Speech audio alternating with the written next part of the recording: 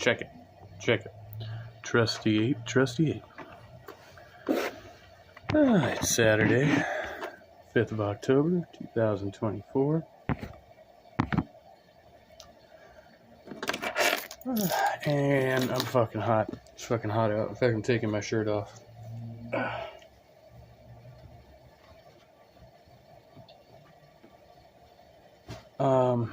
Alright, so pretty much the deal with StreamYard changed their accounts setups, so I've had to go back to the free StreamYard plan for the time being.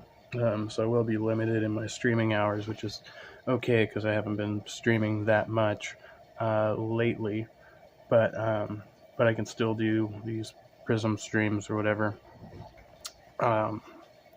So that's the deal for now. Just kind of waiting to get caught up financially before I go back to hopefully upgraded. So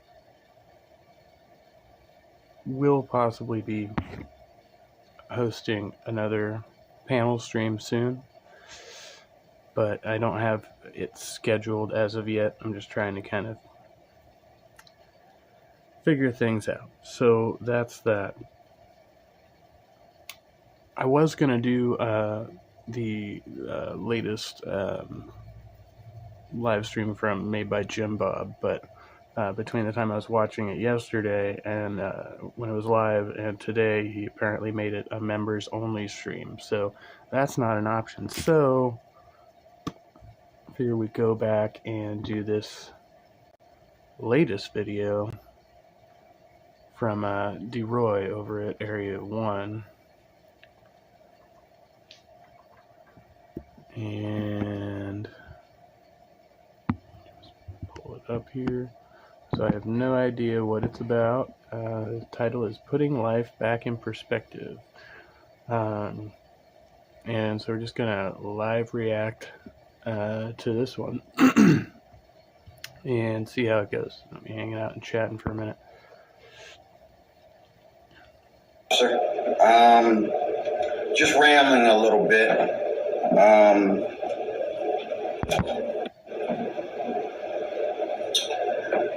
Brother D, your live applications officer. Just rambling a little bit.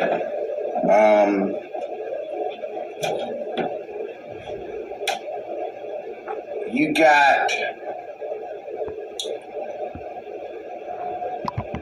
two kinds of people in the world. You got people who can take a red flag or look at something and find it very unusual. You take a red flag. I guess I know what he means there. Or they question something in their head and they go and search to find why this is. Okay? And then you have people who, because they don't know, okay, and because they are so much into themselves, they can't allow any wisdom to come into their life. Okay? When I read my Bible, it tells me in the 4th chapter of Genesis at the end, after talking about the line of Seth, it says, and then men begin to call upon the name of the Lord. And when I read that as a young man, early in my, in my years of starting to read and understand the Bible a little bit. When I read that,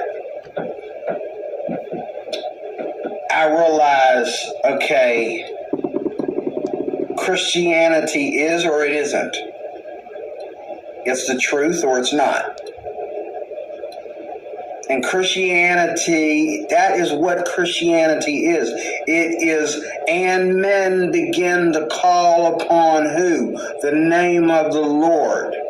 His name is Yahweh, Jehovah, the Elohim, in the same text. Well, so what I do know from enough studies of Richard Madsen is that Elohim refers to a pantheon of gods, a group of powerful beings.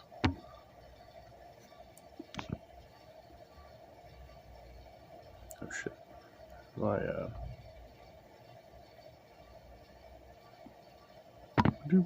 Okay, there we go. Of scripture that I'm referring to. Okay? Men begin to call upon the name of the Lord. And people have always been people. When you get down to the Tower of Babel in Genesis chapter 11, okay? All these people have either been, there's two people. There's people who call upon the name of the Lord, and there's people who are trying to find life some other kind of way. Okay? And then later on, we see even in the same book of Genesis, when it gets to Abraham, okay, in this Bible that I read that verse from before I started this video, cross-reference. It showed cross-references of Abraham, Isaac, and Jacob calling upon the name of the Lord. Seth taught to call upon the name of the Lord. Abraham taught to call upon the name of the Lord. Yeah, I hear that a lot. Ask God. Talk to God about it. Moses found grace with God. Problem is there's no evidence for the God, right? It's just like a feeling you get. Abraham believed God, and it was accounted unto him as righteousness. Okay? Everything that's going on from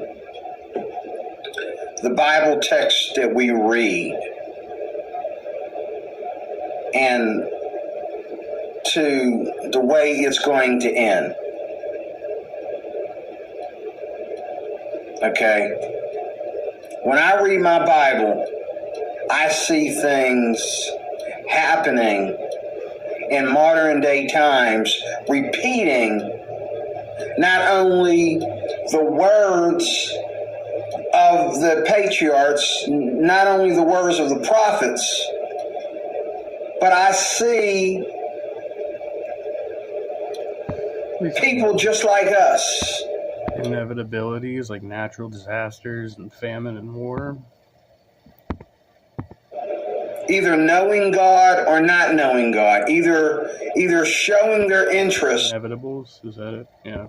In their concern or not. And people that don't show an interest, people that don't investigate, people that don't go after and try to know for themselves and try to experience for themselves and try to be right for their own safety and their own wisdom that God might have given them. People that don't are one and the same, and people that do are one and the same. There's different levels of those people, or different lowers of those people, but they're one and the same. The world is not as big or as small as you think it is, but The world It's not as big or as small as you think it is. It's neither bigger nor as small. It's just not what you think it is. is not as complicated as we think it is. And a lot of people are afraid of they're afraid of complication. So they'll argue. They'll argue. If you're going to argue what you know. If you don't know, that doesn't mean I don't. That's kind of sound advice, I guess. And if I don't know, that doesn't mean you don't. Okay? And people will lie and put answers there because they're so afraid of being It's a God answer. That's amazing. God is the answer for everything that we do not know. Amazing. deceived, but they're so afraid also of you being right and them being wrong. You look at this thing that's going on in Hollywood right now. Rephrase, look at Diddy, and rephrase what you understand about homosexuality. Look at Diddy and rephrase what you think about sin and what you think about money and power. Look at Diddy and reconsider what you think about race. Look at Diddy and reconsider what you think about the Bible. Rephrase what you think about the Bible. I don't get it. Because Diddy is proof that you're either taught the right things, you're either influenced by the right things, or you're not. And we all have desires that don't fit. You know, marriage in the Bible. What is that saying? Absolute power corrupts absolutely. Yeah. Is not only You just have free reign with a bunch of money and women all over him, I guess, or whatever. I don't know. It's just yeah. See, people think marriage is about, I love my man better than anybody else loves their man, or I love my woman better than anybody else loves his woman. No, not what marriage is for. Marriage is a statute, an example of the relationship between God and the church. I think marriage in the Bible is like a formal transfer of property, right? Because women are property first to their fathers, and then they're given to their husband. It's a legal transfer of property. And this is why marriage is a sacred thing. Marriage, like the Bible itself, is not for any old jump somebody to get into. Because you don't understand the point. But yet every day, what do we see on YouTube? As long as everybody's getting laid, they can do whatever they want to do. As long as men are crazy about women, as long as men treat the idea of them sleeping with a beautiful woman more important than anything else in the world. I think he does have kind of a point there, and it's true that like this emphasis now being placed on basically not just desirability, right, but like frequency of how to say this. It's like somebody like myself, having been like, technically like single for a long period of time, is now seen as like a red flag. Whereas, historically, somebody would say, hey, if you jump from relationship to relationship to relationship, that's a red flag. But if you have a huge gap between your relationships, that's also a red flag. which I think is interesting. Yeah, I lost my train of thought, but that was basically it.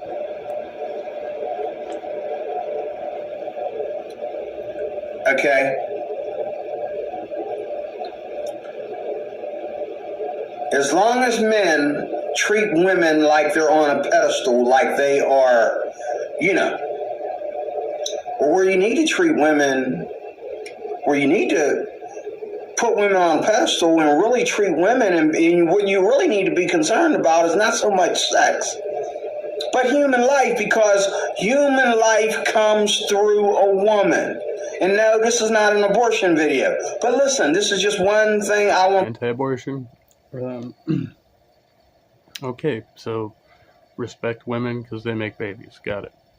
Point out, human life comes from woman.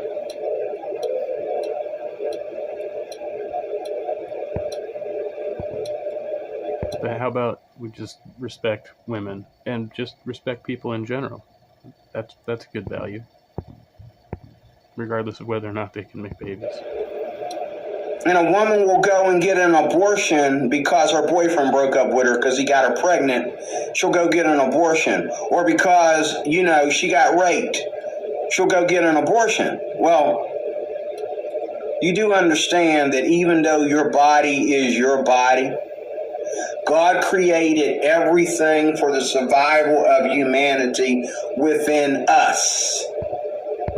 What? God created everything for the survival of humanity within us? No, wait. There's something's not adding up here. So God created like natural disasters and bears for the survival of humanity? What about HIV? Everything, even all the way down to putting people on this planet. If all the women shut out their wombs right now, if all the women in the world refuse to get pregnant, there will be no life on Earth. Maybe that's one reason why no matter how much birth control you take, and no matter how many women don't want to get pregnant, will get pregnant. Well, if you count all the kids and like people we have now, like even if we stop giving. If women stopped getting pregnant today, like we'd still have, I don't know how many. Let me see. Maybe there's a stat for this.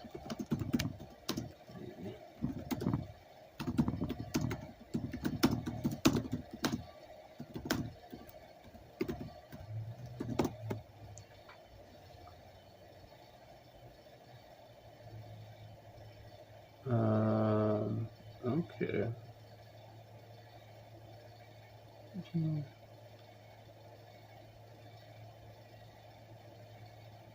Okay, yeah, see, so,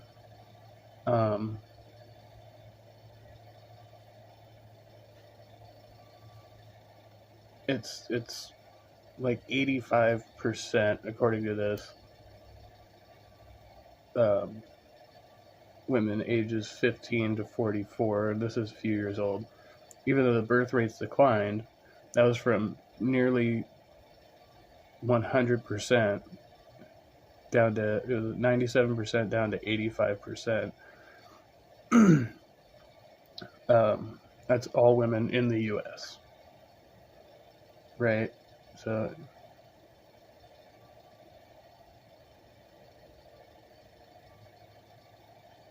it's kind of interesting looking at these numbers. So my point being that even if they stop getting pregnant today, you would still have replacement value for like over 3/4 of the population among those women right now. Because it's up to God to bring life into the world. It's his prophecy. He said, be fruitful and multiply. He didn't say go get raped and be fruitful and multiply. Of course not. But he did say be fruitful and multiply. So you got women out there who fooling around with some man that ain't their husband.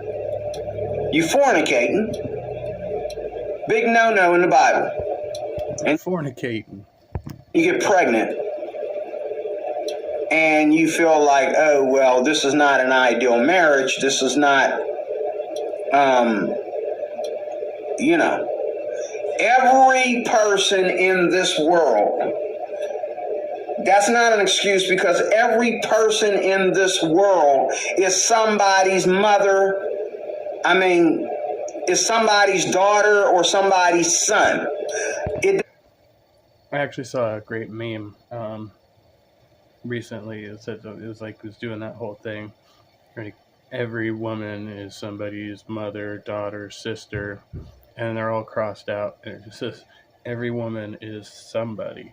You know, like every person matters intrinsically in themselves. You know, it's not their relationship to other people, right? That makes them valuable. Doesn't matter whether they were a pious, wonderful person that never did no wrong, or whether they were, you know, the most gruesome, worst person that ever lived. Now, God doesn't go out there and try to encourage people to rape people so that, you know, we can bring life into the world. But life will be brought in the world. Doesn't God tell him at one point to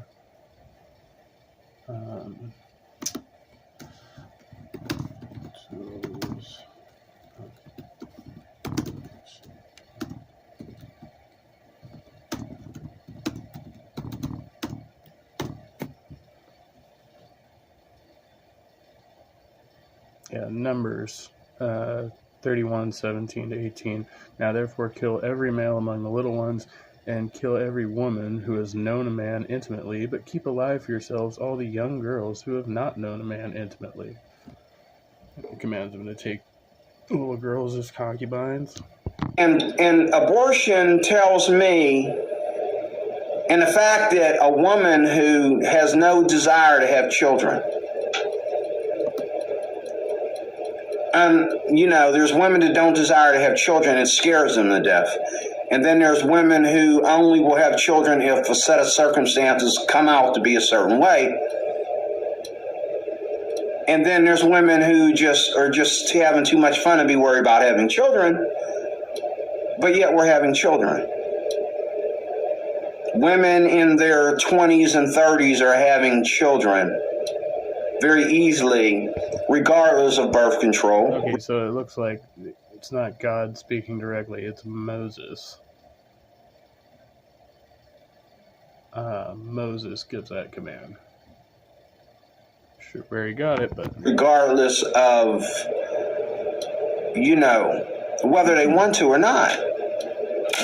And I'm not saying God is forcing these women to have children. I'm saying that God has placed within us everything that we need to survive humanity. So forget about the bad guys for a second and think about the fact that a child has to be under the influence to be bad. A child has to be shown lack of love to be bad. A child has to be neglected to be a bad person. A child, I don't care who the child's fault. I think that's true. If you study psychopaths and sociopaths, like people like Ted Bundy, right? There's no evidence for neglect. He came from like a normal ass family, from everything I've heard, and still turned out to be a vicious psycho, right? Mother is. I don't care who the child's mother is. You can make that child into a saint. You can make that child into the sweetest person into the world, or close enough to it. Or at least the child grows up knowing that how he was brought up, and eventually somewhere in his life, if he didn't do it for you, maybe he'll do it for his own children. He'll walk upright for his own children by the time he starts to have children, or by the time they start to have children, him and his wife or him and his girlfriend, okay, and start to do this thing right.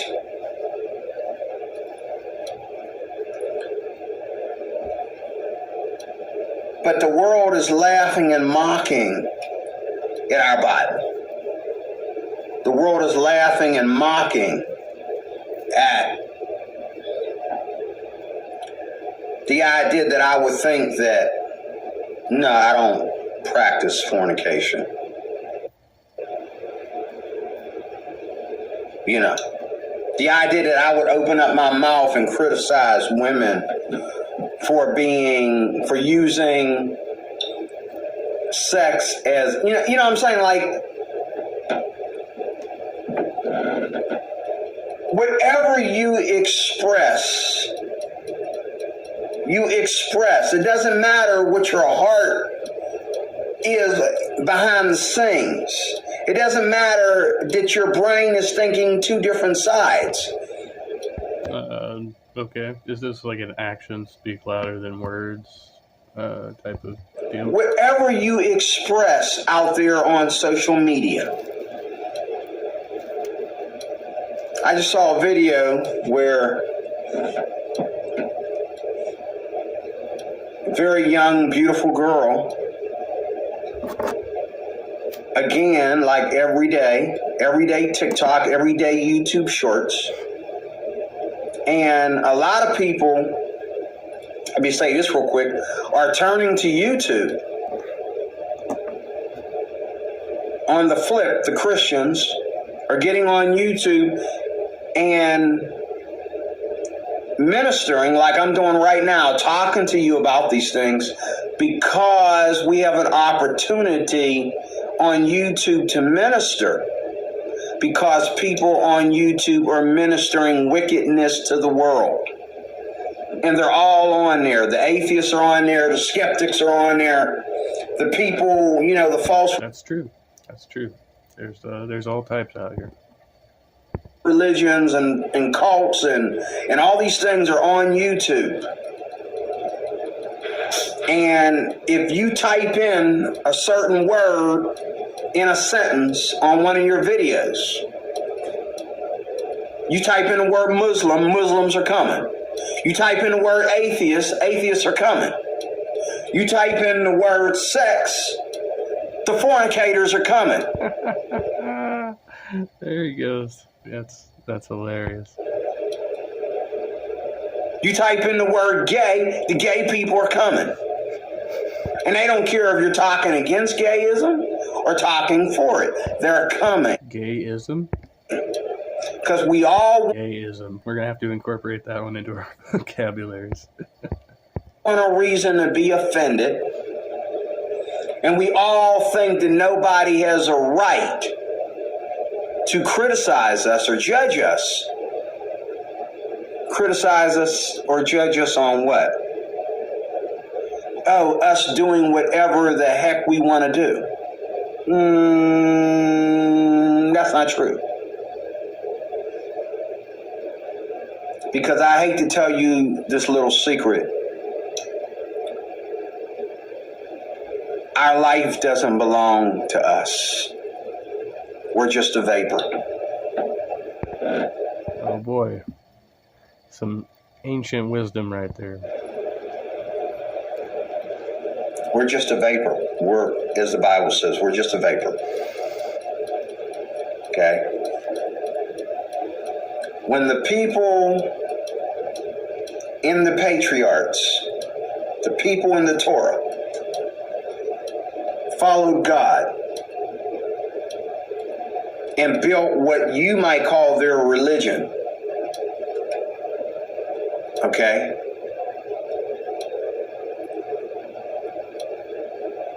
They had control of happiness and sadness. They were able to learn and adjust to true happiness and escape despair. And people crack me up how they want to judge people for war.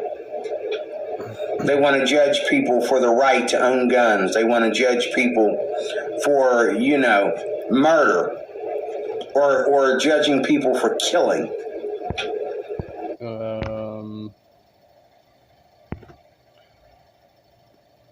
there's a lot there, but okay, we'll just go with it.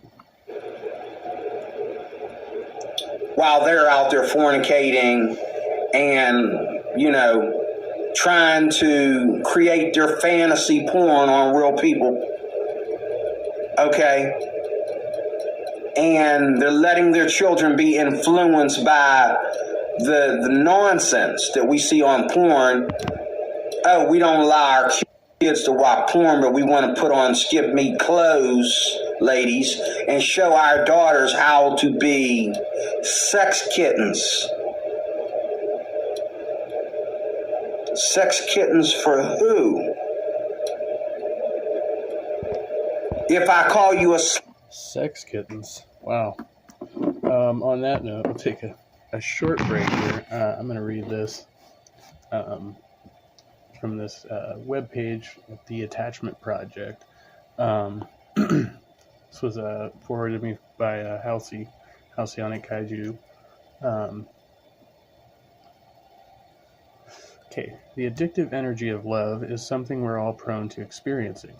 We may think and talk about our new love interest feverishly, unable to control our excitement, adoration, and yearning, especially in the early stages. Everything just seems to fade into insignificance, apart from trying to be in the company of this person. But what if love or infatuation becomes an all-consuming longing? In such cases, a simple crush may have morphed into limerence, a mental state of profound romantic infatuation, obsession, and fantastical desire for one person. What is limerence? Limerence means having an intense longing for another person, even when they don't fully reciprocate. The limerent person struggles to think about anything else but their crush and neglects their social life, work, and other responsibilities as a result. The term was first coined by psychologist Dorothy Tenov in the 1970s when she conducted a series of interviews and noticed some people's experiences of love were particularly intense. She found that this intense feeling can affect anybody regardless of gender, age, culture, background, or any other trait. If you would like to know whether you have limerent thoughts and actions, you can take our limerence test and receive a free report. Because it can cause such significant problems in someone's life, the interest in finding a way to treat limerence is growing among researchers and psychologists. But to find ways to overcome it, we first have to understand what it is and how it develops.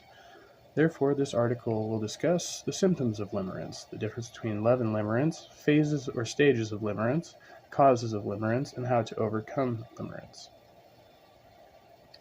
The symptoms of limerence. Limerence describes the experience of having an uncontrollable desire for someone, an obsession that consumes the limerent person's thoughts, feelings, and behaviors.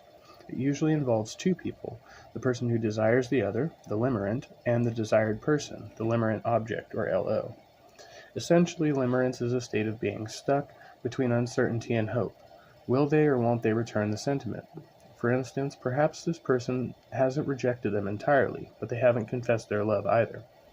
This state of irresolution causes the limerent to become preoccupied with the LO, closely analyzing their behavior and body language to look for signs of reciprocation.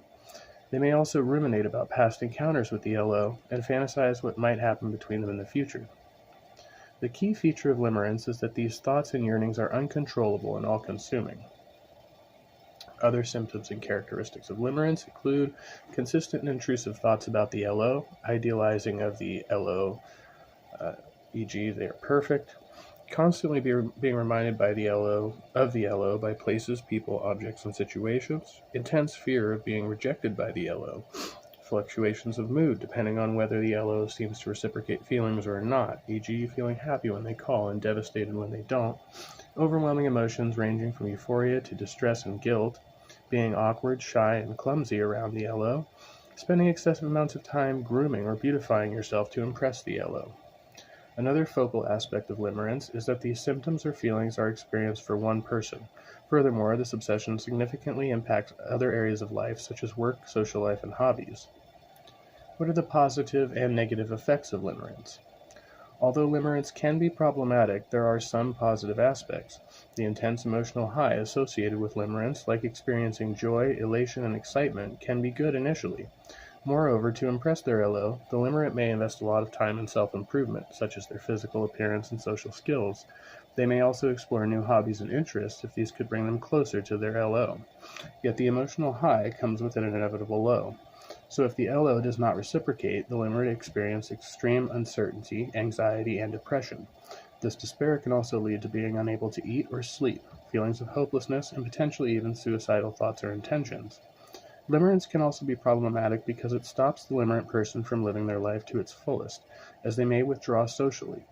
Furthermore, antisocial behaviors like stalking and violence have also been associated with limerence. But please note that not every limerent person is a stalker or violent.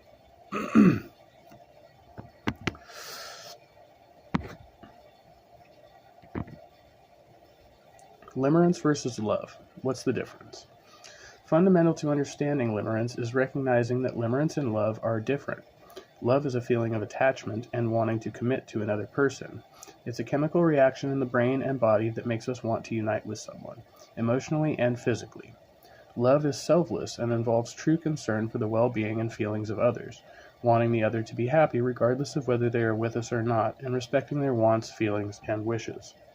In contrast, limerence is an unhealthy, obsessional mixture of emotions. On the surface, it may look like love, and we may have come to liken it to love because limerent behavior is often featured in movies and love songs. But limerent behaviors typically only serve the limerent's own needs and come from a place of anxiety rather than wanting the best for the other person. What's more, limerence puts an expectation on the other through the belief that these feelings should be reciprocated. As a result of this expectation, the limerent often becomes jealous of any other relationships the LO might have. If they are rejected, they might become angry and vengeful, disrespecting the wishes and needs of the other person.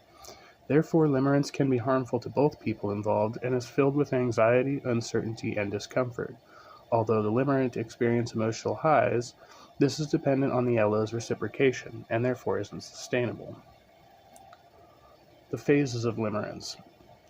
Limerence moves through different phases or stages. It's characterized by the limerent person hoping to find someone to love, becoming infatuated with them, and fluctuating between hope for reciprocation and fear of being rejected.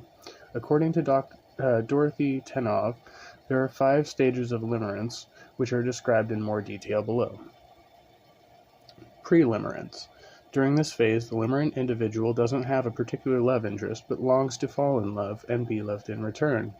If during their search another person seems to be showing signs of reciprocation, they become their object of limerence, or LO. Typically, a limerent person doesn't choose their partners carefully, but instead seeks anyone who will love them completely and passionately. Pre-reciprocity. Pre-reciprocity is the phase wherein the limerent develops a strong desire for another person, the LO. Although the attraction might be physical initially, limerence isn't actually about sex alone. It's the desire for more than sex. For limerence to happen, the limerent person must perceive the other, or LO, to have some kind of interest in them, but without clear reciprocation. Without a clear return of interest, the limerent looks for any signs that the other person likes them. If they perceive a sign, they experience joy and excitement, which increases their longing for that person. But continued uncertainty creates an intense fear of rejection, and self-doubt creeps in. Do they like me or not? Reciprocity. If the other person entirely rejects the limerent, this is usually the end of that limerent episode, although the rejection can be emotionally devastating to the limerent. If the LO reciprocates the limerent's feelings, a passionate and obsessive love tends to unfold between both. As the relationship progresses, limerence either becomes less intense because the uncertainty is naturally decreased as a result of commitment, or limerence persists throughout the relationship if the uncertainty about commitment and love continues. Gradual dissolution. In most cases, limerence naturally reduces and eventually ceases to exist. This can be difficult for both people involved as they may question why the intensity of their love has vanished. They might yearn for things to go back to the way they were, or fear that the other person no longer loves them. Disillusion can lead to arguments, blame, and even the breaking up of the relationship. On the other hand, if both individuals realize that limerence was a natural phase in their relationship, there is space for the couple to transition to healthier type of love. Post-limerence. After limerence, some relationships can become strong and healthy with open communication and collaboration. However, as mentioned, the loss of limerence can be devastating for many and can lead to the couple breaking up. In many cases, the limerent person then returns to the pre-limerent stage and yearns to fall in love and be loved by another person. What causes limerence? I'm going to keep doing this so my screen doesn't fall asleep. Limerence is still a relatively unexplored concept, but research suggests that it stems from a mixture of personality traits, biological predispositions, and attachment styles. Some psychologists believe that we are all born with an innate drive towards limerence. Possible evidence for this comes from teenagers. For instance, young adults often experience relationships that are characteristic of limerence. Obsessional infatuation with extreme mood swings depending on the behavior of the other person. They may also often experience rejection or the end of a relationship as heart-shattering and as though their entire world has come to an end. However, while many people will remember this kind of love from their teens and/or adult years, others have never experienced limerence. This may be because a particular gene becomes active only under such certain environmental conditions, which then gives rise to a tendency for limerence. One such environmental condition can be the person's upbringing and the relationship they have with their caregivers, their attachment style. Attachment style and limerence. Insecure attachment, specifically anxious attachment, shares many similarities with limerence. Anxious attachment results from inconsistent caregiving during childhood, which gives the child, and later the adult, an unbalanced sense of security in relationships. In relationships, someone with an anxious attachment style experiences preoccupation with the relationship and their partner, is emotionally dependent, and has low self-esteem. They base their self-esteem on the approval and acceptance of others, which creates a strong fear of rejection and failure to please their partner. This is very similar to the profile of limerence, and thus, in many cases, it's likely that limerence stems from an anxious attachment style. In this view, limerence is not caused by the LO because they're particularly desirable or their soulmate, but rather it's the result of certain needs not being met during childhood. Is limerence a mental disorder? Limerence is a distinctive state of mind, but it has been compared to obsessive-compulsive disorder and substance use disorder. For the most part, due to how all of these conditions share the characteristics of compulsion, obsession, and lack of control. Although their causes are not entirely clear, these conditions are often a result of trauma, stress, and difficulties in childhood, combined with certain predispositions and environments. As with OCD, limerence is experienced with an undercurrent of anxiety, in this case, anxiety about rejection. It also features obsessive and intrusive thoughts, which the limerent might try to reduce through certain behaviors, for example, repeating words in their head, counting, or arranging things. Lastly, as with OCD, the obsession takes over their life and becomes all-consuming. Limerence and addiction are similar in that, although the person might know their behavior is harmful, they continue to do it. That's because they both trigger a strong physiological response, a rush of feel-good chemicals. Like a substance user, a limerent builds up a tolerance and needs more and more emotional reciprocation from the LO to feel happy. They spend their time thinking and obsessing about the other person and experience their desire as uncontrollable. As with addiction, limerence causes this person distress and impacts their ability to function normally. However, limerence isn't addiction or OCD. It's a unique condition that shares similarities with certain disorders. Although some psychologists and researchers believe severe cases of limerence could be considered a mental disorder, it's currently not considered to be one. Nevertheless, similar to OCD and addiction, limerence may develop as a result of trauma, insecure attachment, and stressful life events. How to overcome limerence? Limerence can range from severe to mild, so the extent to which it's affecting your ability to live your life will determine how best to intervene. If you're struggling at work, with other relationships, have lost friends, been estranged from family, or become socially isolated, it might be helpful to seek the support of a therapist or psychologist. Remember that limerence isn't about the other person, the LO. It's a symptom of a deeper psychological yearning or wound within you. This might be your first time being in a state of limerence, or perhaps it happens to you frequently, but regardless, it's important to be introspective to find out what's going on. The first important step is to get into the right frame of mind and commit to the process of healing. Approach it from a place of compassion and understanding with the aim of finding solutions rather than dwelling on the problem. Here's some advice for overcoming limerence. Practice self-awareness and mindfulness. Noticing our patterns of thoughts and behaviors is the first step towards positive change. When we're aware of what's happening within us,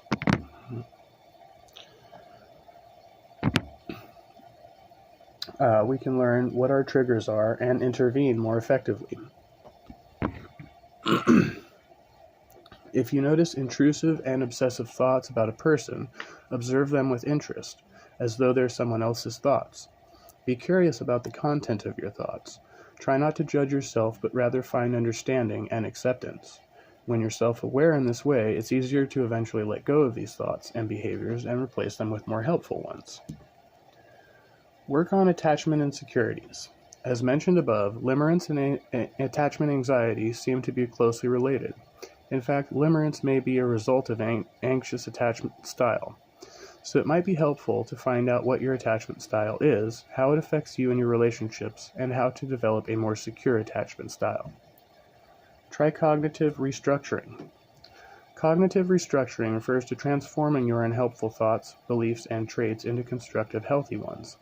Limerence comes from having certain unhelpful beliefs, like believing you need another person to feel happy and complete. Sometimes these beliefs can be subconscious, so it takes a bit of work to uncover them. Once you've identified them, it'll be easier to replace them with more helpful beliefs about yourself.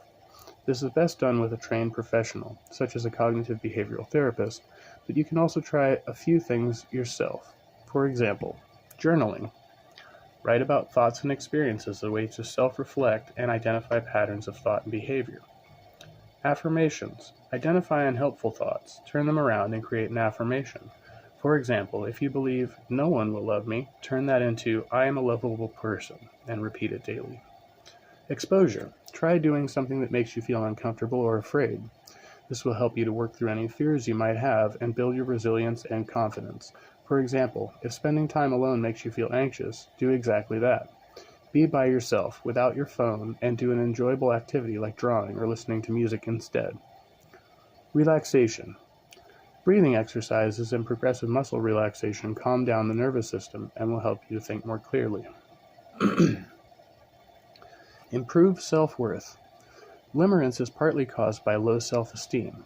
A limerent person bases their self-esteem on the approval and acceptance and love of others. We may feel incomplete or empty if another person isn't there to love us, and this causes despair, loneliness, and sadness. Naturally, this would lead us to think that if we found someone who loves us completely and passionately, our loneliness and sadness would disappear. But basing your worth on external factors makes it fragile and unstable. Letting go of the need for others' approval means realizing that your worth doesn't depend on external love and attention. Your value as a human being is unchanging. It doesn't fluctuate. Try doing something new. Use positive affirmations. Make a list of all your strengths and the things you like about yourself, and treat yourself as though you were a beloved friend. Focus on self-care and self-love.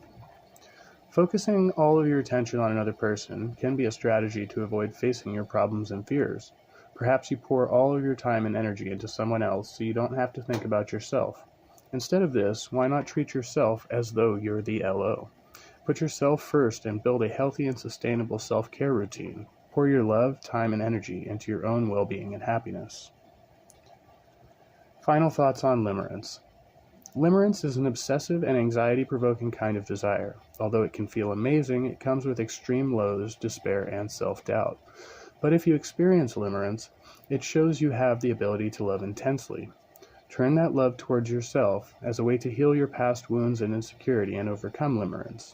Learn how to be there for yourself, how to spend time with yourself, and how to be kind to yourself. In other words, be your own best friend. And I have an attachment quiz here. I'm going to take that. Let's get back to the video. That would be inappropriate. But if I call your daughter a slut, that would be inappropriate. Where do you take your sex life outside of your relationship to a holy marriage? I don't care if it's what you're wearing or what's coming out of your mouth or what kind of dance you're doing.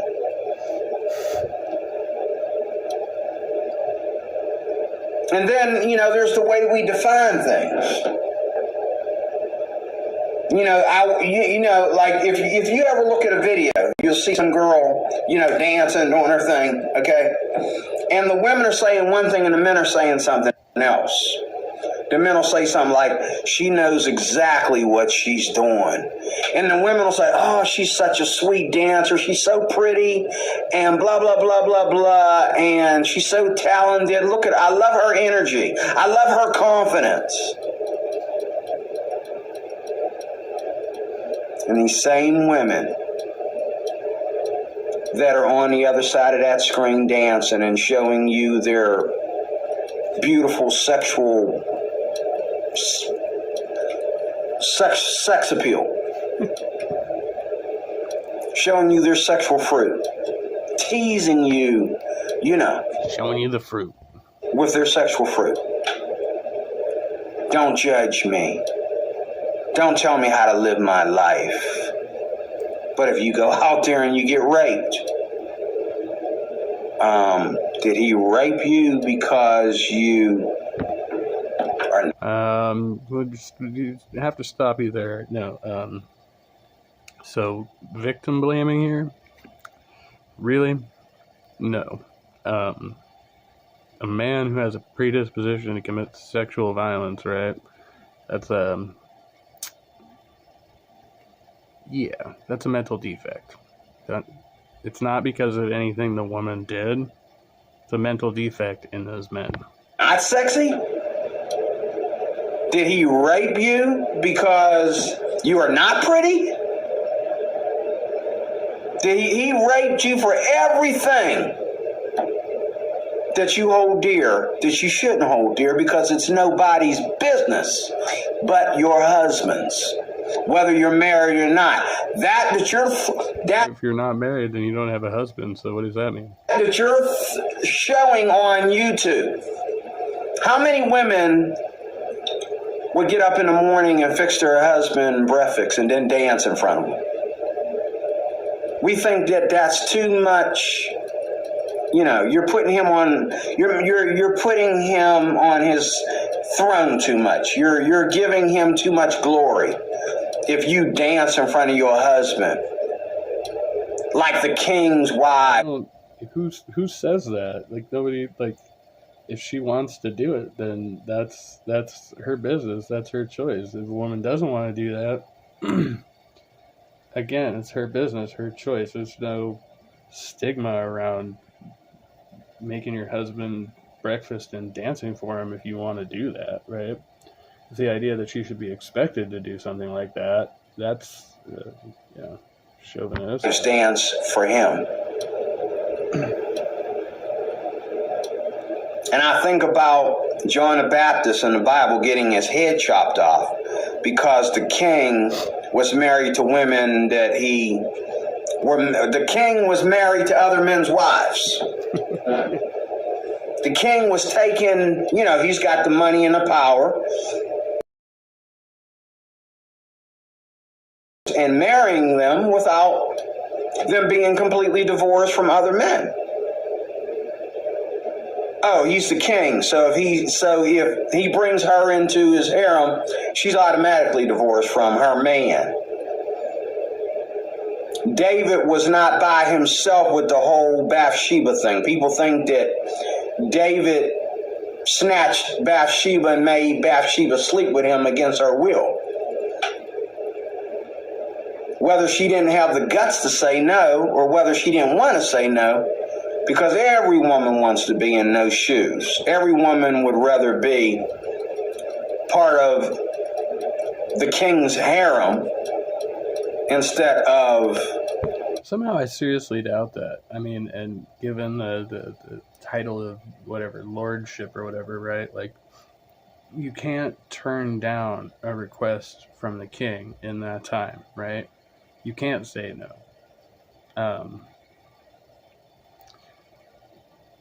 Okay. Being out here, being a mother who can't take care of her children, being the mother or the wife, to a man that can't make ends meet.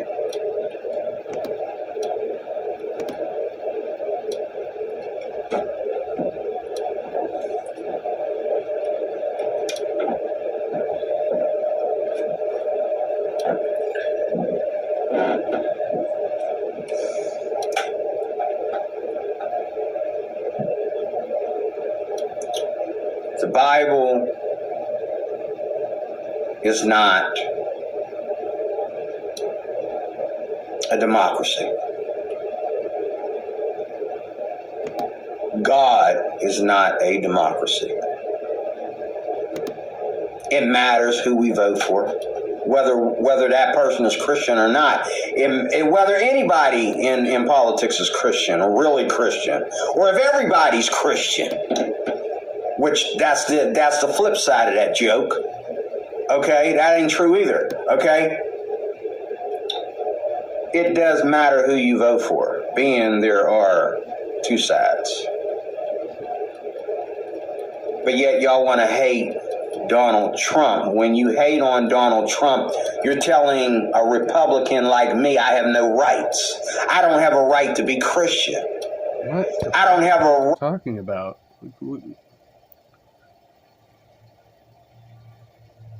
How does? Where the?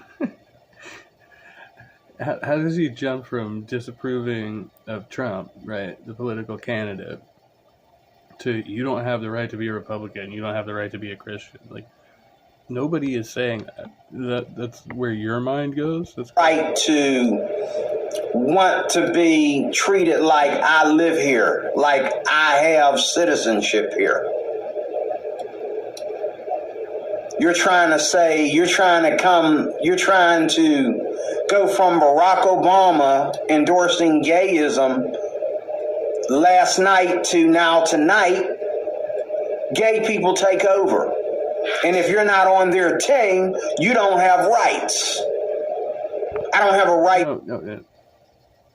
You're talking about the people that your people are trying to oppress. It's not the other way around. See, it's the Christians who are trying to oppress LGBTQIA plus people and, basically anybody who doesn't adhere to the tenets and the laws of Christianity, right? It's not the other way around. To distinguish myself. I don't have a right to make a distinction.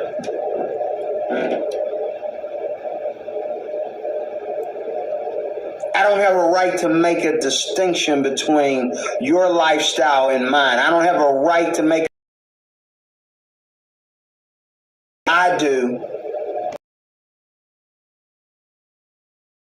I don't have a right to be better than you.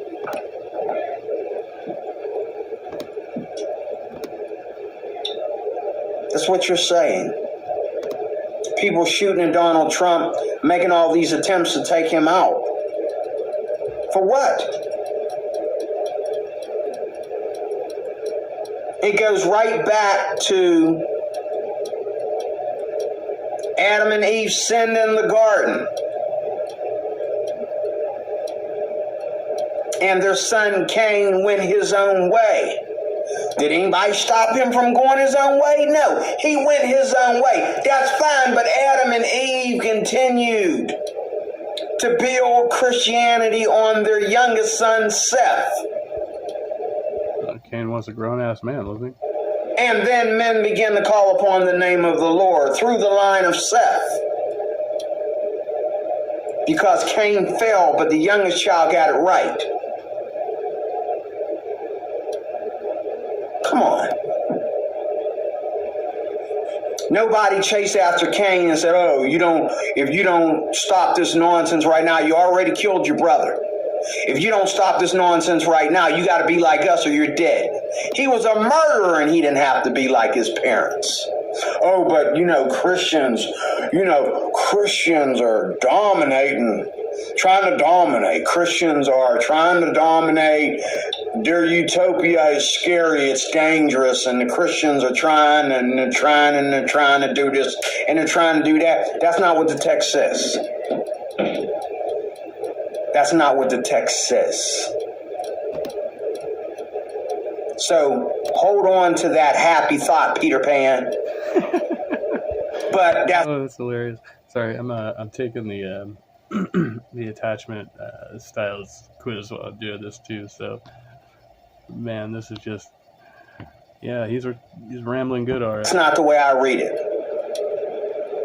And again, We choose Christianity. We don't,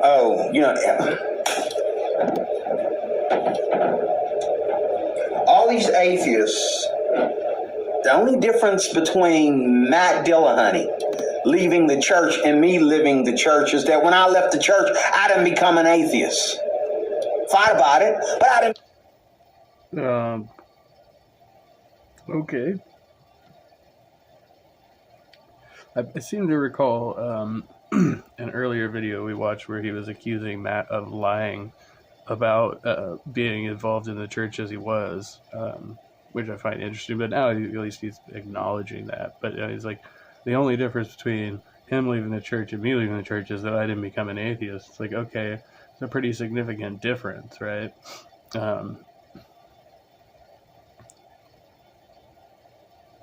But it's a progression, right? You didn't wake up one day and say, "Oh, I'm an atheist." Boom. Like, there's a progression to that,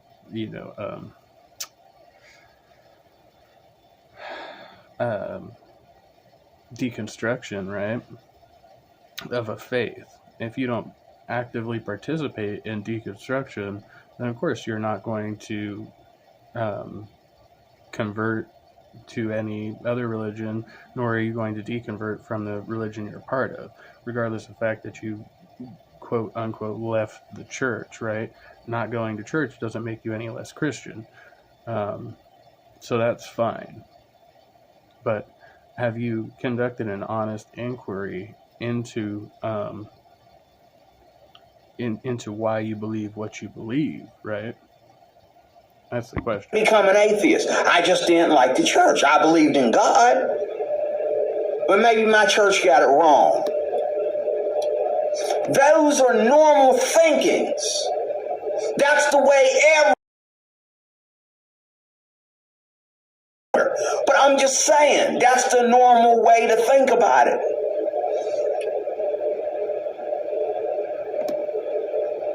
Don't blame something that you can't even see anyway. You can't touch or feel anyway, so you say, so we all say, maybe. But if the church has hypocrisy, maybe they got it wrong. And that's fine. Go to another church. Or go to a different denomination. That's number one person. Remember them a while ago? They were when I got out of rehab. They were talking shit in my chats, and then they were like, "Oh, well, can't we just agree to disagree?" or some shit like that. Oh, that's nice. Okay. Or go to a different religion. And we see with the Pope what happens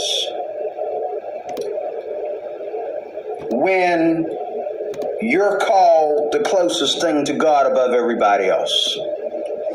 You're giving authority that only belongs to Jesus, who's the only person that ever rose from the dead and said he would do it, and he did it. So I just finished this.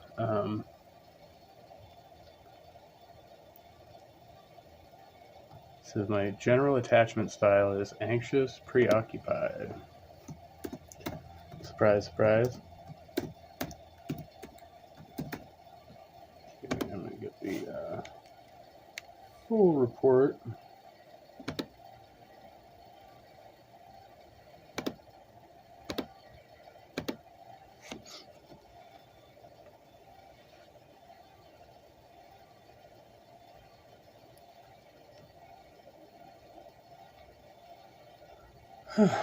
What does it mean to be anxious preoccupied?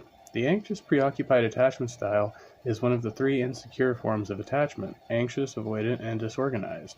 The anxious preoccupied attachment style is characterized by an inconsistent formative period which leads to low self-esteem and low self-worth, constant need for external validation and reassurance from others, and an attempt to prove themselves worthy of love and affection. Fear of rejection and criticism, may become highly upset at any form of disapproval. Self-sacrifice and putting the needs of others first. Struggles with being single or alone for periods of time. Relationships and intimacy are strongly connected with an anxious attacher's feeling of self-worth. Therefore, they may crave attention and try to impress others in an attempt to get it. Attentiveness to loved ones, almost to a fault. Others may end up taking advantage of this kind and generous nature because of this trait. And then, so there's a separate score for each one of these. In the mother category, anxiety of 2.67, avoidance of 4. In the father category, anxiety of 4.33, avoidance 4.33.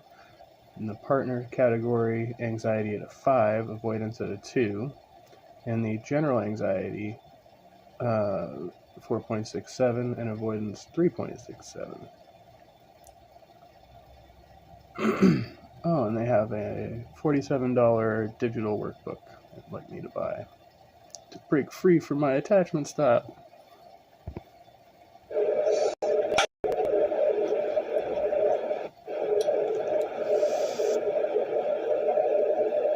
But the Pope, a normal man like me, who, looking at a woman, bending over, and can't help himself. A normal man like me. I don't know if that goes so far as to call you normal, but...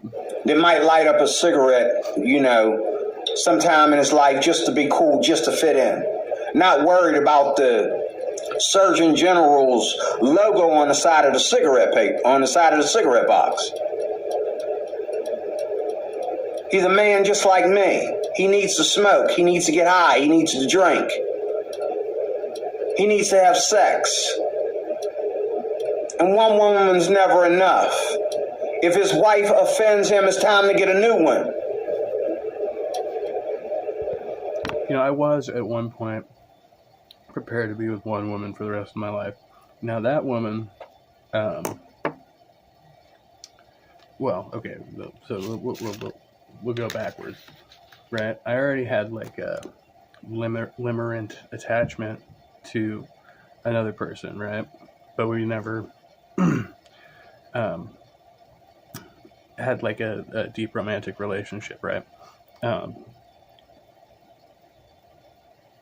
At the time that I lost my virginity, my plan was to remain with that person, like a lifetime partnership.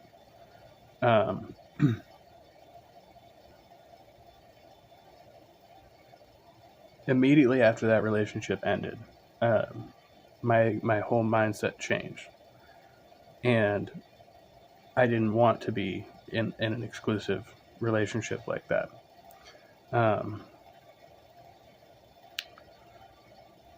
So yeah, generally over the course of about 3 years going through multiple relationships, my entire outlook changed. But it was only by virtue of me going through those romances. Hey, Captain Desk, good to see you. I do need to have sex or I get grumpy. Yeah. Definitely elevates the mood. He's a man. Yet he's going to sit there and say that, all religions? Brother, not even your religion is qualified to stand before God just by you making that statement.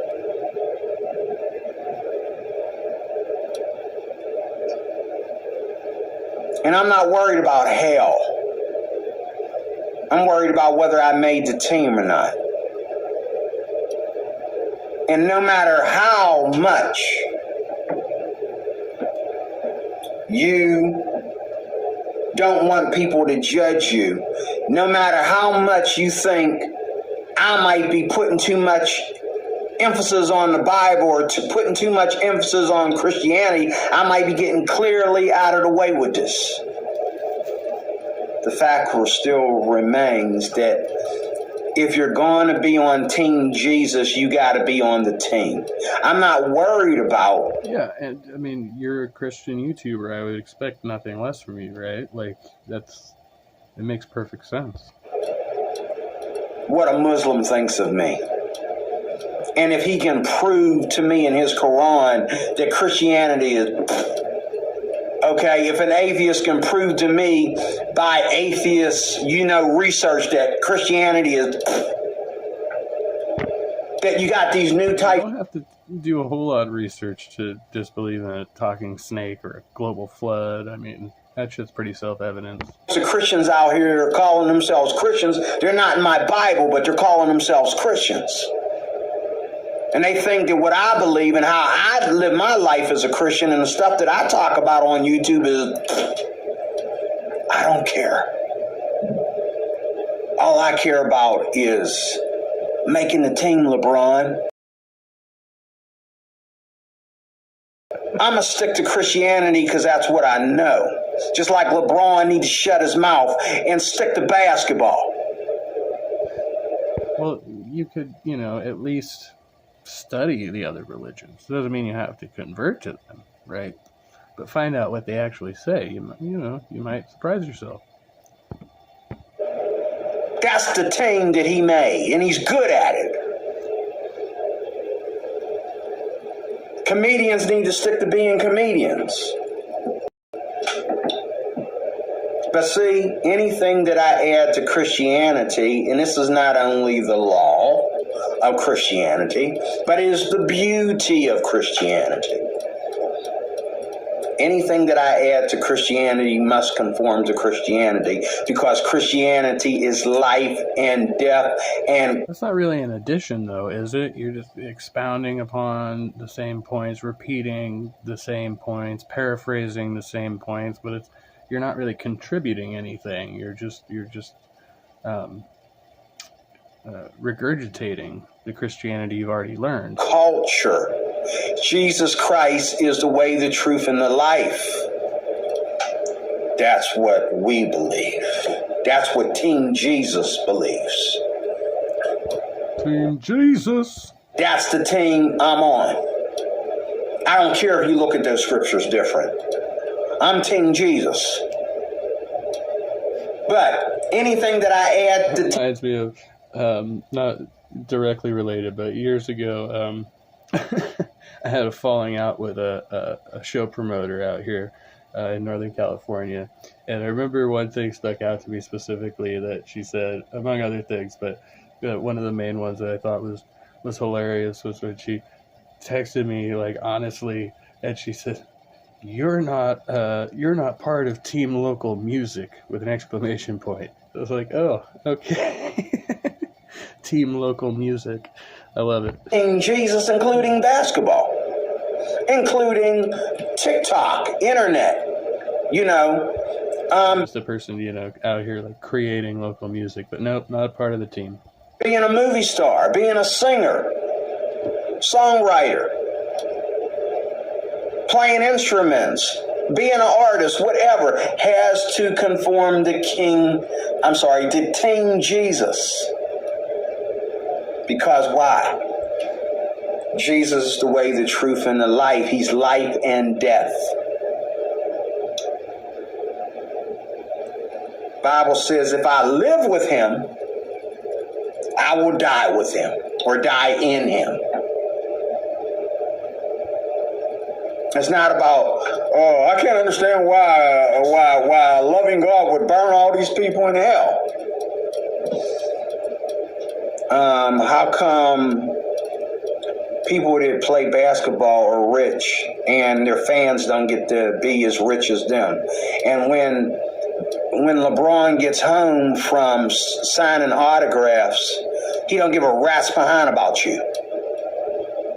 Well, I mean, apart from the fact that, it's just aside from being athletic, right? Because being an athlete is, it takes a lot of work, dedication, etc., right? It's also entertainment, right? So you've got the double whammy there of you've got the athletics and the entertainment portion of it. So people are willing to pay big money for those athletes who are supposed to be performing at, like a higher level than your average athlete, right? So that's why they're professional athletes, and it's just the way that society has been structured that we pay exorbitant amounts of money to watch these people do their sport or their craft. But they are just people. At the end of the day, they go home and they have their own lives, and they're, remain unaware of most of the people who actually support them. So that's just the nature of the industry. What did I just say? It's not my problem, because I'm on the team. I believe with all my heart, according to Scripture, that I've made the team. So I'm not really concerned about what you think about you burning up in hell. He's like equating himself to a professional athlete. LeBron, to his credit, does charity and has a charity to help folks from his hometown. Yeah. And a lot of athletes and artists do, right? So it's not like they're completely oblivious. For eternity. Philanthropy is a thing. Because I don't plan to burn in hell for eternity. Now, if I felt that I'm in those shoes with you, but I don't see it that way. I believe I've made the team. But Jesus, rather than, just revealing himself to all of those unbelievers and winning the souls, right, would rather just allow them to disbelieve and suffer for eternity, right? That's the acceptable alternative to the all-loving, all-knowing, all-seeing God. It's about making the team. And all-powerful. Everybody's got to be on some kind of team. But there's only 100 different translations of the okay, believe in God. That makes it easy, though. That makes it easy. Aren't revelatory experiences personal, though? So there could be an infinite number of ways to get to God through revelation if only those people would experience a revelation, right? Problem is that God is not providing them with that experience. That's like a ruler. That's like math. You line it up and you say, "Oh, I'm a little bit short. I can let me okay, try it again. Let's try this again. Let's try to get a little bit closer to a whole inch. And if we can get to that inch first, and then we go to 2 inches. We need 12 inches because that's half, that's going to be easy to not do like a Freudian dick reference here. Half the stick. So we need 12 inches. So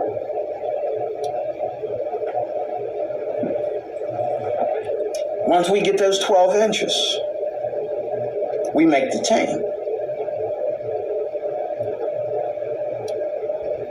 $5 foot long. Oh.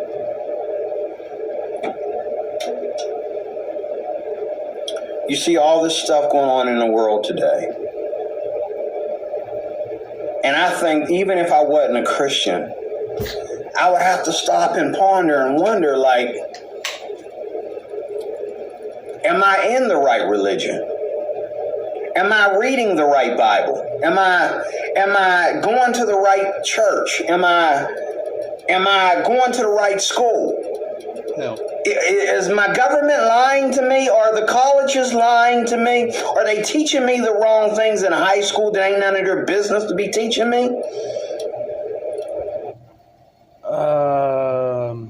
The government, yes. Colleges, maybe. High schools? I mean, I think the general curriculum's pretty good. Just the facts,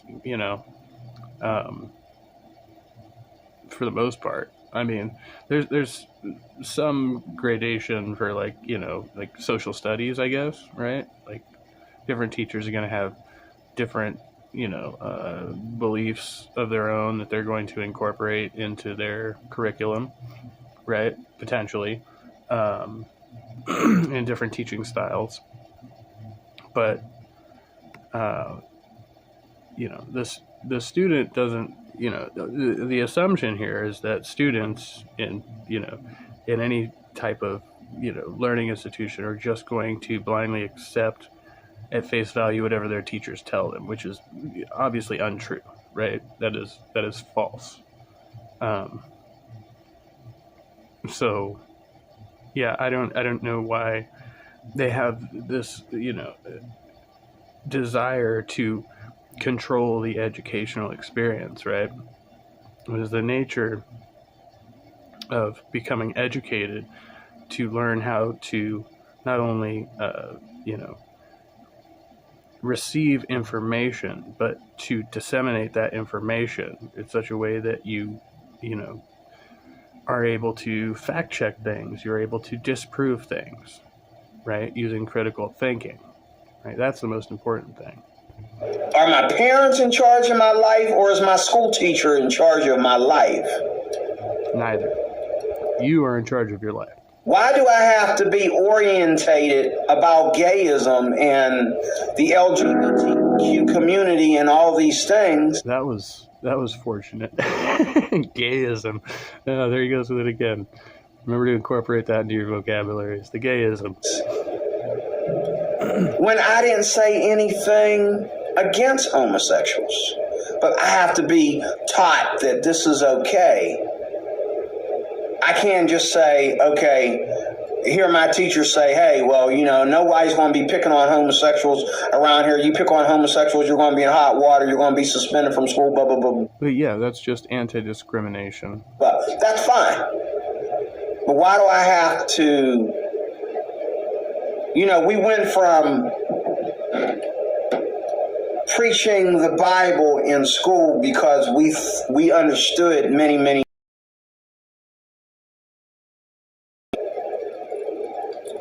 no matter what we think about God, Jesus, and the Bible, it's 95% probably the truth. That's incorrect, sir. There's no way to verify anything that you're saying right now. There's no 95%. There's, all of Genesis is fucking fiction. Arguably, most of the Bible. But, the Exodus, right? Fiction. We know that for certain. As far as we know from the outside looking in, it's the truth. So we chose to believe that the Bible was true for a certain period of time because it was profitable. It was profitable for those people, those European people who are going out and doing conquest and taking land from other people and saying that they had the right to be there because X, Y, and Z, right? And the Bible made it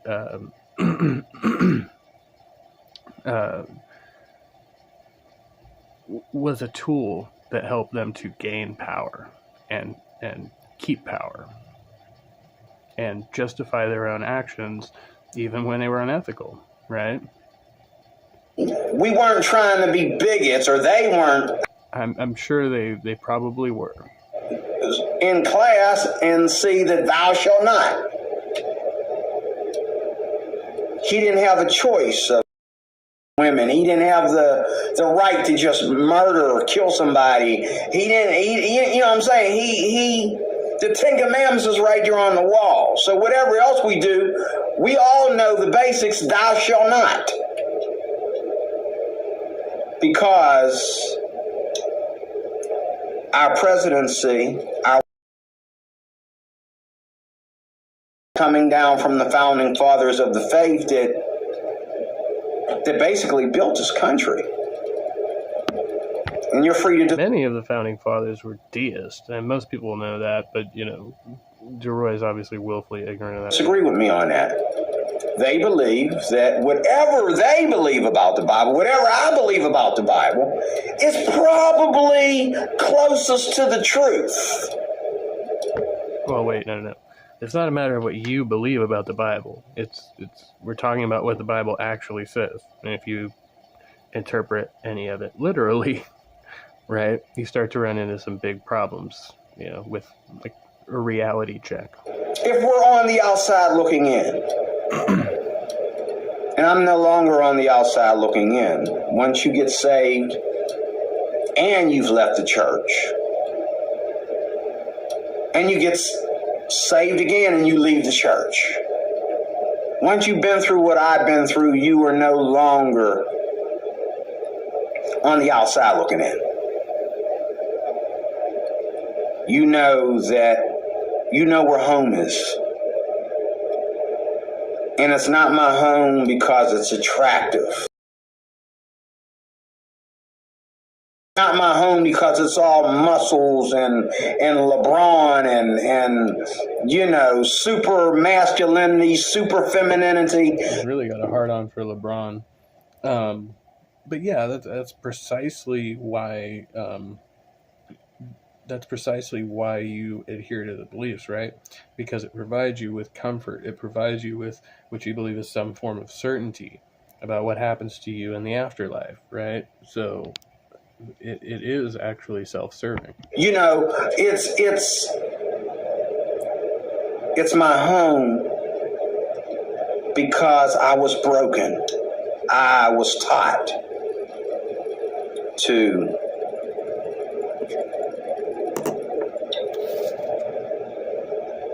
stop and think.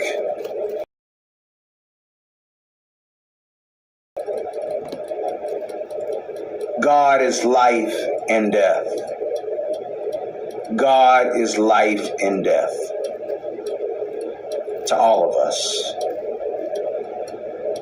It is my job, whatever else I do in life, to make sure I make the team.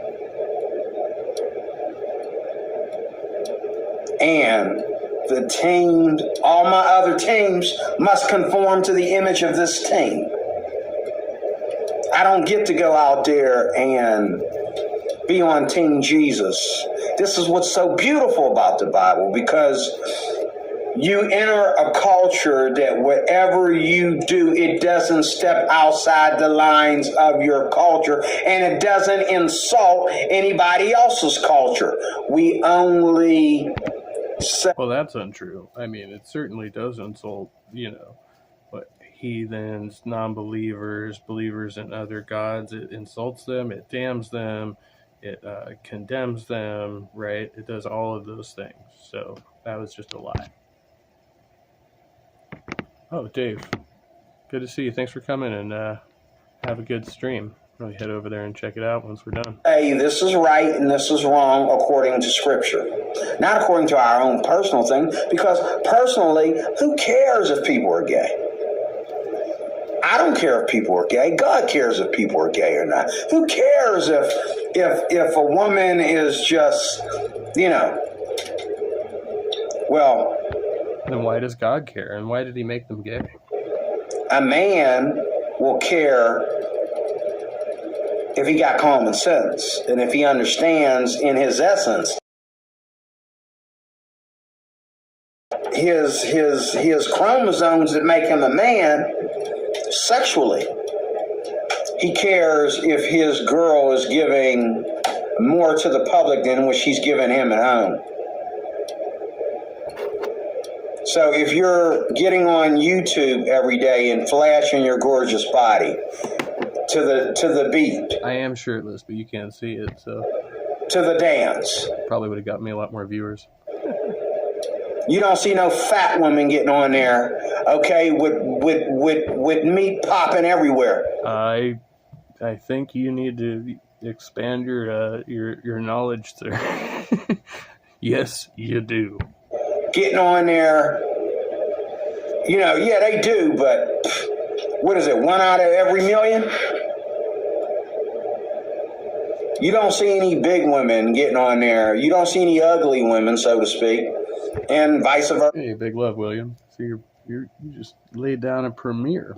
Men. Go check that out. You don't see any ugly men or fat. Oh. Hello, Halsey. Didn't see you there. Sorry. Fat men. Only 1 out of a million, 2 million. Get on there and try to express something on YouTube and look a fool doing it. It's the people that know that they got something in the world, but the Bible says, do not love the world or the things of the world, the lust of the eyes, the lust of the flesh, and the pride of life. And that's what women are flashing as well as men, flashing their muscles, flashing their wang wang, flashing their, women flashing their boobs and flashing their butt cheeks and flashing their gorgeous thighs and everything Wang wang on YouTube. It's called the pride of life and lust of the flesh. So a woman can be married to a man, but she wants other men to lust after her. That's unfaithfulness. Once a woman is married, she shouldn't care what other men are thinking of. And when she turns a man down, when she tells a man that, excuse me, I gotta go, it shouldn't be because she's just playing hard to get. No, it should be, if you're married, because you're faithful to your husband, not to mention faithful to God. A man and a woman have to be faithful to their spouse, and their marriage has to be faithful to God. So even if... What about the polyamorous relationship? I mean, I don't. Have you heard of ethical non-monogamy? I'm not a jealous person. I don't care if my wife wants to bounce her boobs to make money off of YouTube, or I don't care if my wife does TikTok, because I gotta admit it, she got it, flaunt it. You know what I mean? Every woman ain't got it like that. The Bible's taught me different, so I'm going to respect that, God cares about my wife's, getting on TikTok. Care about my wife doing YouTube shorts. Okay? Because my friends are looking at her. And they got and they can try to be as religious as they want to be about this, but they got one thing on their mind.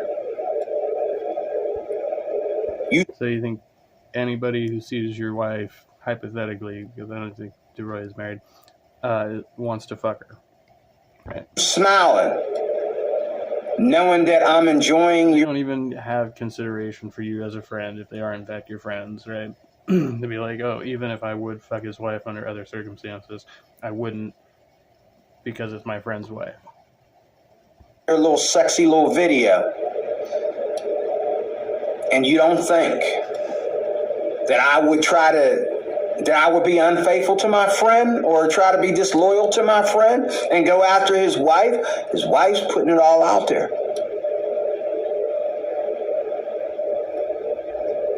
Now all we need is a conversation.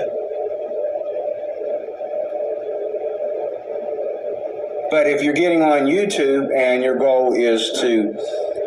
It's starting to sound like he's advocating almost for compulsory veiling, like Islam or something. Make money off of people that you look down your nose at. Definitely pro-modesty here. Tease people with the sex that they're not ever going to get, with the kind of woman a man may never ever be able to sleep with, or the kind of man a woman would never be able to sleep with.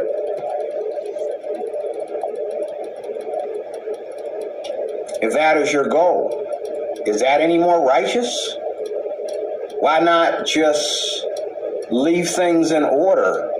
The order that humanity, after they've called upon the name of the Lord, humanity understands to be basically moral. See how he brought that back full circle at the beginning there, calling upon the name of the Lord. Why? We need God in order to be moral. How do we I've heard this argument before, but pushing envelope? Well, this was moral yesterday, but today this is all freestyle. Oh, so in other words, it's like slavery was considered to be morally justified at one point, and now it is not. Saying is women were more faithful to their husbands yesterday. Men were more faithful to their wives yesterday than what they are today. Well, thank you very much, ma'am. You said it. You just debunked the whole thing. You said it. You're right.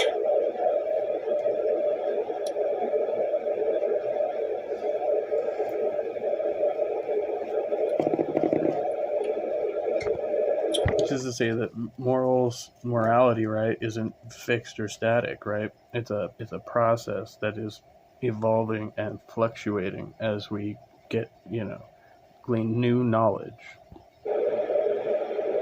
In closing, at least if you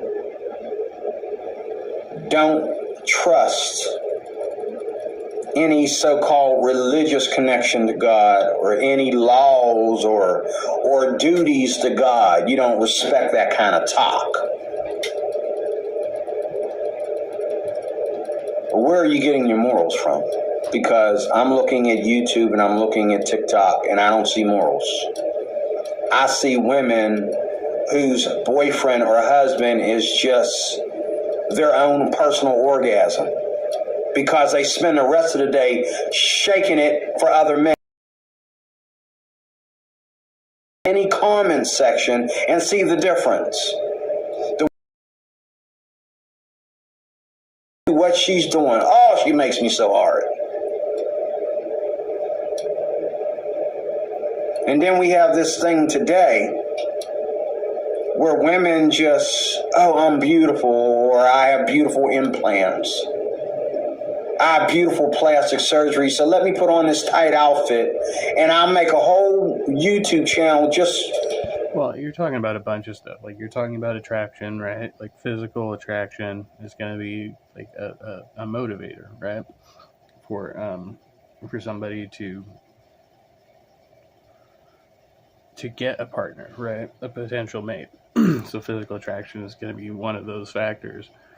But you're also talking about aesthetics, right? People who just want to be beautiful. They take stock in their image and what other people think of them, right? And so they want to flaunt their attractiveness for its own sake, right? Which I don't necessarily agree with, but I don't disagree with it for the same reasons that you do. I don't think that it's immoral as such. I think it's possibly counterproductive, maybe psychologically unhealthy for themselves and the people who are viewing that, right? But it's not for me to judge their morality based on that behavior. You little horny bums watching me walk across the street or watching me go shopping in the store. And women confirm that men are like dogs on a leash. Don't put a toy in front of a dog unless you want him to pick it up, okay, and start making a mess of the house with it. Don't put food... Comparing men to dogs. Love it. Love it. Food in front of a dog if it's not time for him to have dinner. If you think he eats too much, quit putting stuff in his bowl. And that's what women do to men. Men are wired differently than women. And women use it against us. You're not supposed to use it against us. By not flaunting it in front of us, leaving it within the confines and the confidentiality and the trust and the privacy of your marriage. You detect there's not so subtle animosity towards females here. And that is just an example of how the world is today. We can start there and we can go back and talk about smaller things and bigger things. But that's where it begins. With our attitude about what human sexuality is, what, like God gave a woman her beauty. She didn't get that from the gym. The gym don't make you beautiful. The gym don't give you gorgeous blue eyes. The gym don't give you beautiful, silky, shiny hair. And there's a fine line between a woman who naturally is beautiful from head to toe and a woman that had to go to the gym, okay, and get that. And even though women are going to the gym, the women that don't go to the gym are having more sex than the women that are. They're getting more boyfriends. Why? Because their beauty is all natural. It's a gift by God. They did nothing to be this beautiful. With clothes on, with them off. Absolutely nothing. They can't even walk them out without huffing and puffing. But they're god darn super sexy.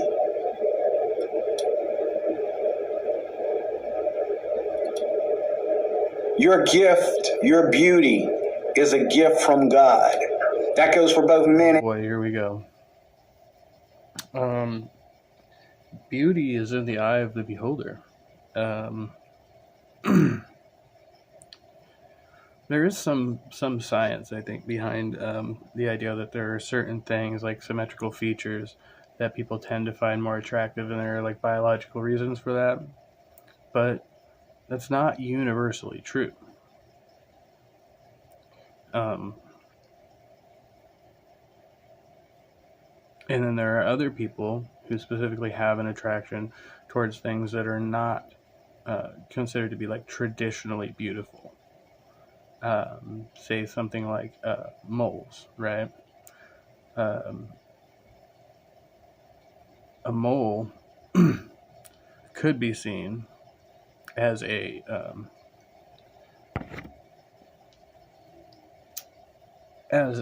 feature of beauty, or as a feature that is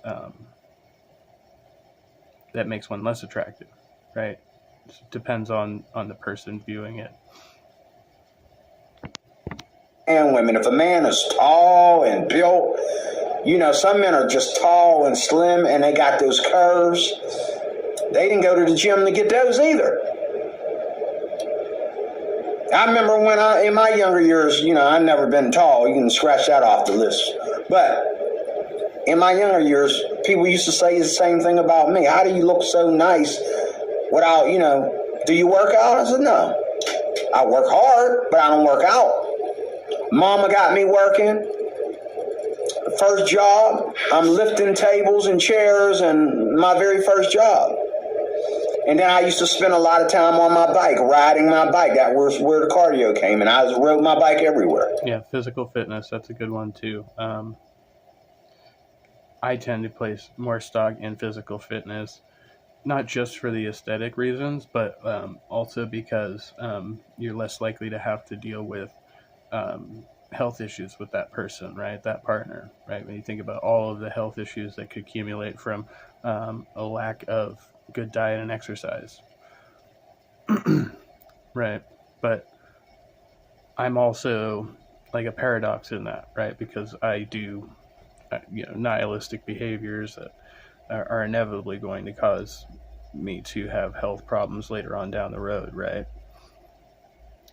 But that's not so much pertaining to diet and exercise, but those are like, pretty fundamental things that you look at as far as fitness in a partner.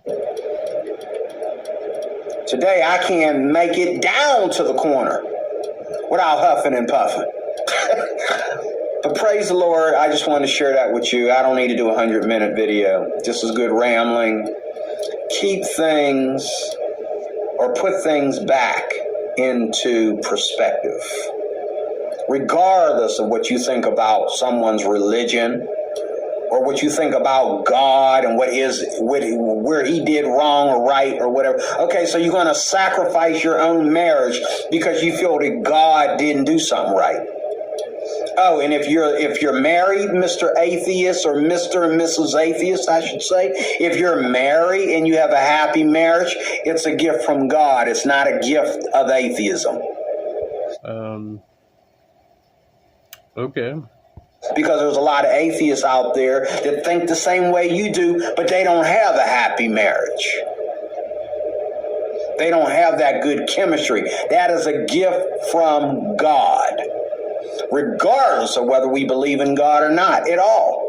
It's a gift from Almighty God. Because if it wasn't a gift from... You receive gifts from a God that you don't believe exists. God... Is that like Santa Claus bringing me a present? All you got to do is do the right thing or do a certain set of things, and everybody gets to be the same. But everybody doesn't get to be the same because it's about the grace of God. God blesses those that he will, and God curses those that he will.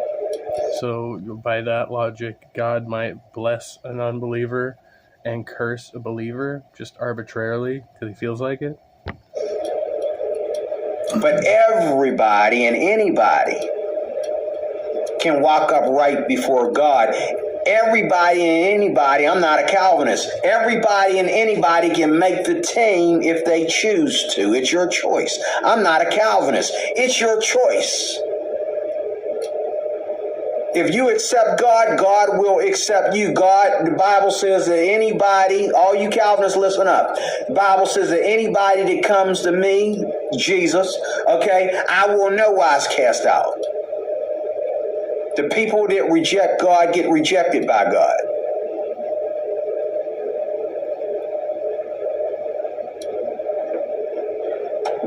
God bless you. I am Leroy Cruz. I am your life applications officer. Thank you for your time. See you soon with more.